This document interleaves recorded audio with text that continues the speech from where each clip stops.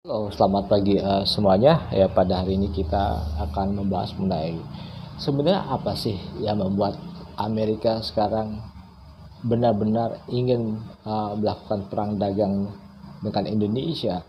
Selain mereka mengatakan bahwa Indonesia selalu surplus dalam 2-3 tahun terakhir.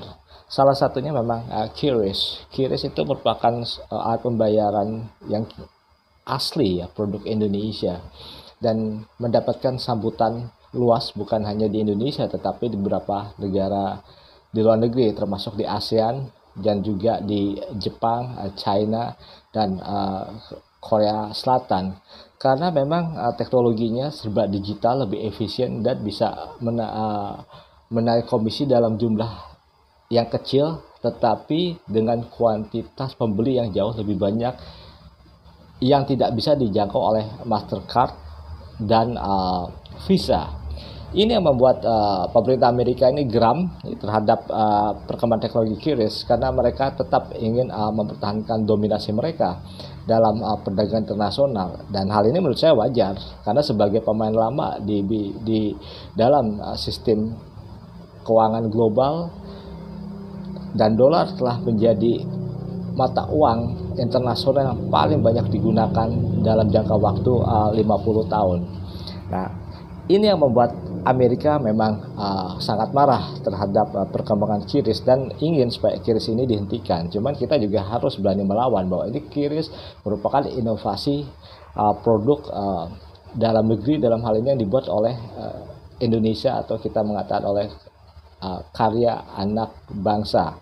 Jadi ini bisa membuat Amerika ini tergoncang kalau kita bisa mempengaruhi banyak negara untuk menggunakan QRIS. Kesempatan ini sangat besar sekali. Kita harus mengatakan luar biasa. Dan juga ada anekdot bahwa jika QRIS banyak diterima di banyak negara, ini QRIS Indonesia ini bisa membuat Amerika miskin lagi, atau QRIS Indonesia will make America pure again ya, jadi miskin ya, miskin lagi. Karena kenapa? Banyak negara yang akan menggunakan QRIS dan meninggalkan sistem pembayaran yang telah dilakukan oleh Amerika dengan Visa atau Mastercard.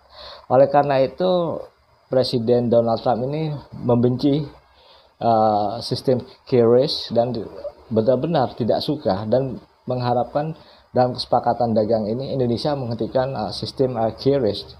Tentu kita menolak, karena ini merupakan salah satu cara kita untuk menjadi penyeimbang kekuatan global di bidang keuangan. Dan juga Presiden Amerika Donald Trump selalu berusaha ingin menghentikan pengaruh penggunaan QRIS Indonesia, khususnya dalam ekonomi regional.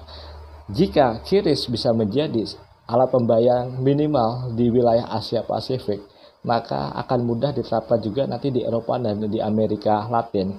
Dan ini memang akan sangat membahayakan kepentingan global Amerika di bidang keuangan dan juga perdagangan.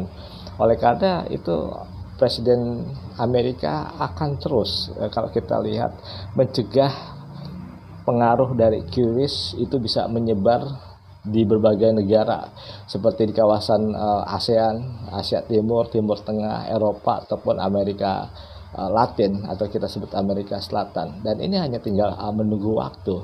Oleh karena itu akan terjadi negosiasi alot antara Presiden Prabowo dengan Presiden Donald Trump ketika nanti Presiden Prabowo melakukan kunjungan kerja ke Amerika untuk membahas sengketa perdagangan antara Indonesia dan Amerika. Saya Tendarto mengucapkan terima kasih banyak.